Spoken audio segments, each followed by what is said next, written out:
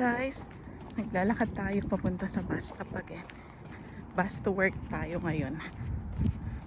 Try ko kasi si Daryl gagamitin yung sasakyan, hindi na ako nagpahatid, so try ko.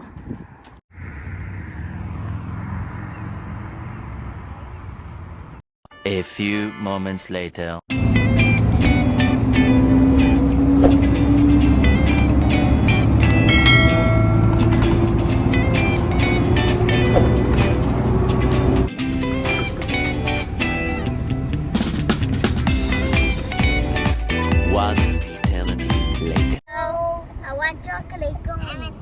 What happened to you, Ella?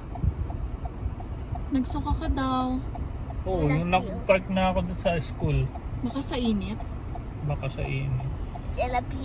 Ayun. So, guys, kanina nag-bus to work ako. So, okay lang. 5:50 na ako umalis. Kasi yung bus, ganun. Maaga lang. Pero, smooth naman yung pag-travel ko kanina. Talagang lang no, pag bus talagang dadaan siya ng dugdug ganun no. Talagang kung mahiluin matagtag, oo. Kung mahiluin ka sa biyahe. Tsaka hindi pwede ang bata talaga. Kaya ganun. So, ayun lang. Maganda siya para talaga sa mga student, ganun. Pero pag sa family, misasuggest ko siguro hindi. Tsaka kung nagmamadali ka lagi, hindi ka pwede sa bus. Siguro magmaaga ka. Kasi nga, ang daming ikot. Hindi ko na na-check kanina kung ilang ikot, pero maganda kasi pag umaga pa lang, no? Baka parehas lang din. Hindi, pero ikot siya ng 2 beses sa isang station eh. Ganun siya eh. Dadaan siya sa kabilang street, tapos babalik ulit siya dun sa street na yon. Tapos naghintay siya dun sa isang hindi ko gets kung paano, pero yun nga. Baka yung oras tinitingnan niya. Oo. Yung oras Ganun na lang. nandun siya doon sa stop na yun. Pero nakatipid ako, in fairness. Di ako nagpahatid sa'yo, di ba? Tsaka di ako nag-taxi, di ako nag-Uber, so good deal yun Malaking bagay yung nakatipid ka. Kasi pag nag-taxi ka, mga 25. Uber, parang ganun din, 25 to 30. Maaga naman ako, kaya hindi ako nagmamadali. So, nag-bus na lang ako. At saka try na namin nung hapon, kaya hindi na ako matatakot na Hindi ko alam, saan tong sakayan na to. So, nag-experiment kami kahapon. Ayun lang yung mga inputs ko sa pagsakay sa bus. Maganda siya for me, kasi nga, pag mag-isa ka lang. Pero pag may family ka, tas mga buntis, bawal, kasi natatagtag. Tas sobrang haba nung biyahe. Unlike sa car mo, pag may car ka, maganda. Kasi saglit lang. Doon mo rin talaga makikita, mawi-weigh yung things na. Dito, hindi luxury ang sasakyan. Talagang need. Kung talagang may mga anak kakagaya namin na kailangan mong makauwi ng bahay, salitan kayo sa pag-aalaga ng bata, hindi pwede ang maliban na lang kung walking distance yung bahay mo para saktong-sakto lang yun. Pero kung katulad namin na malayo yung bahay sa work, hindi talaga pwede. At saka dun sa work ni Daryl, wala ding bus, kaya hindi pa pwede. Ayun lang yung input sa mga nagtatanong kung okay lang bang walang sasakyan sa Saskatchewan. Kung mag-isa ka at matyaga kang gumising ng maaga, timing mo, pwede. Pero kung pamilyado ka na, tapos salitan lang kayo sa pag-aalaga, hindi kayo magde-daycare, for me, tas malayo pa yung baho mo sa bahay mo, ay hindi po pwede. Parang napupunta lahat sa travel mo. Ayun lang. Yun yung katotohanan, guys. So, hindi yung mga may sasakyan dito nag-iinarte na ayaw nilang mag-commute. Kasi trinay ko ngayon na okay lang siya mag-commute. Kaso nga lang talaga yung tagal niya. Yung oras ang nasasayang, binabayaran ka dito per oras. Diba, Daryl?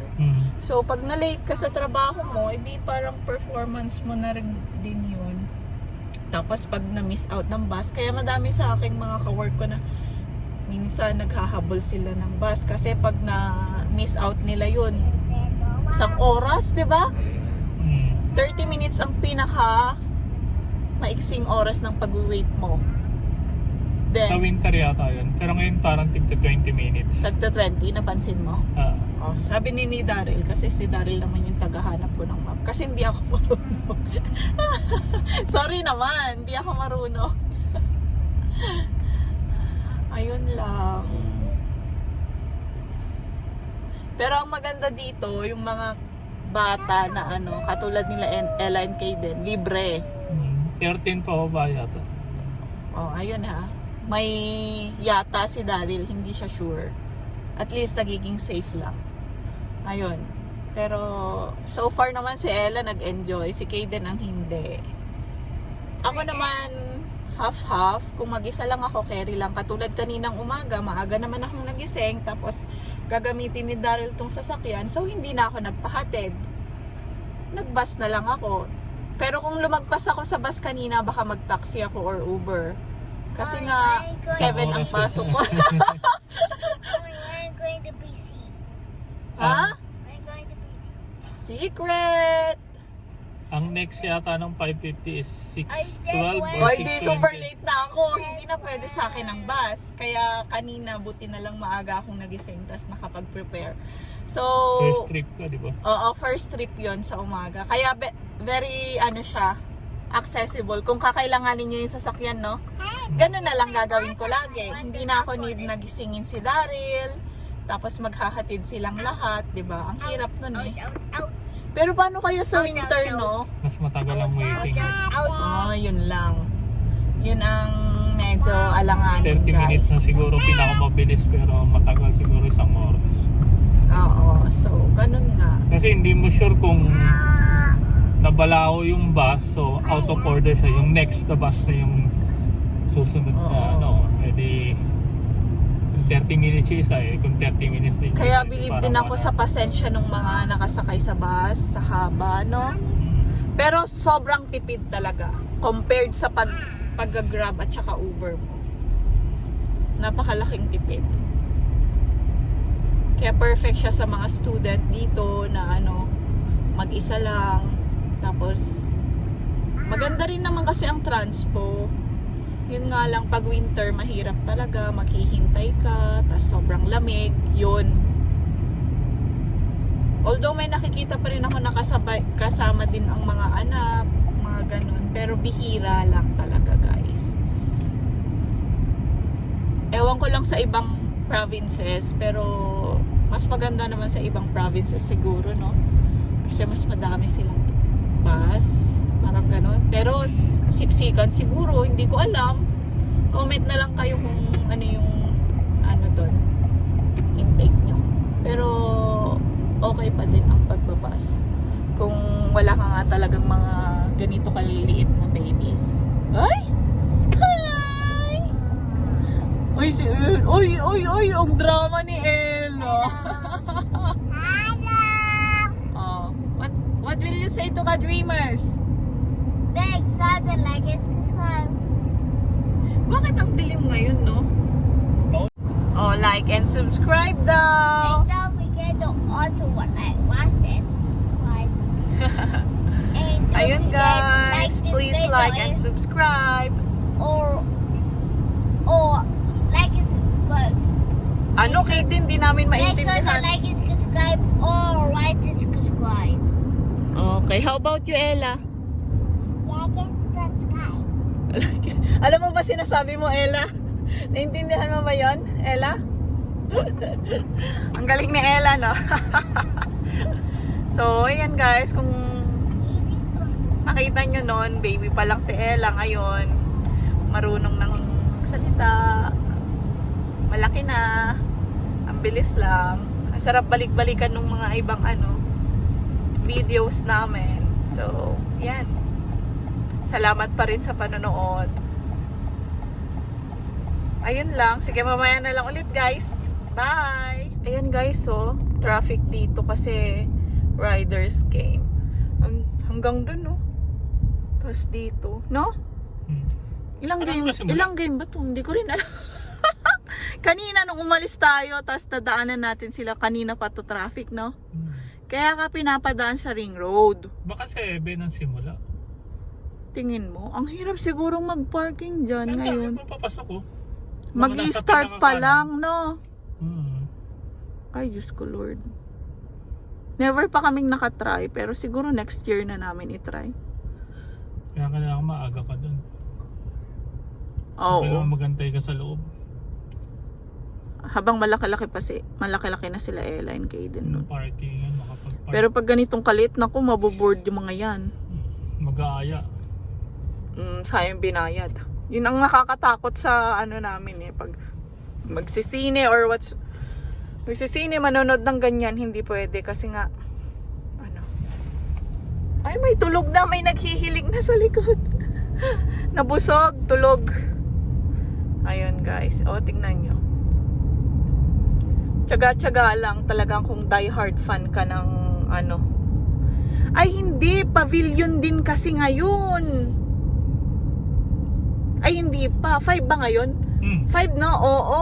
Yung mga Pilipino na may kainan. Yung mga nila, heritage. Something. Oo pala. Isa din yun. May mga event. Tas may mga doon, pwesto-pwesto ng mga food. Nagbebenta ng Filipino food. Ganon. Oo, kasi 5 hanggang 7. Eh wala, 7 na eh. Di close ah. June 5 to June 7. Sabi mo kasi 5 to 7. Sinabi mo Hindi ba ko date? sinabing time. Oo. Sabi ko 5 ba ngayon? Sabi ko 7 na Kanina pa yung 5 Hindi. na yun eh. Wag ka. Dudok ka. Guys, i-bash nyo na si Daryl. Bashing. Dudok mo. Doon pa sa kabilang stoplight siya, sabi mo 5 ba? Sige, recall natin. Panoorin na lang natin yung vlog. Magsasabunutan na kami. Sasabunutan na kita. Nakaganti ako. Kala mo naman ang haba ng buhok. Kaya nga, maiksi na nga, hinila mo pa. Oy, tingnan nyo. Dami. Paano kaya yan, no? Tas kasabay pa yung rider game. So talagang, ba't naman laging ganun? Kung may event, may di ba? Laging nasasabay. Kakaloka. Hindi, baka sumabay yung isa. Sino Kasi- doon, Alinda? Yung sa Filipino food. Filipino food. Yung heritage. Ayan. Mukha. Baka hindi talagang kasi fully kung- book sila Eh kasi kapag nag-ano sila ng match, simula una hanggang sa matapos yung season. Dire-diretso. Oo, kung sino yung manalo, Ganun yun din yung naman yan eh. Nakaplanta na yan. Unahan ng pag-book sa Mosaic. So talagang busy lang ang Mosaic ngayong Eh, kasi hindi ko alam summer. kung kailan nagsimula yung kasi meron din silang laban sa ibang busy talaga ang Mosaic pag summer. Kinakabahan ako. Mommy. Ikaw na, Daddy. Tignan mo. Tignan natin kung lucky ka. Where the hub in the hut? Ibaba mo daw si Ella para para hindi magalit. Sabay kayong tignan.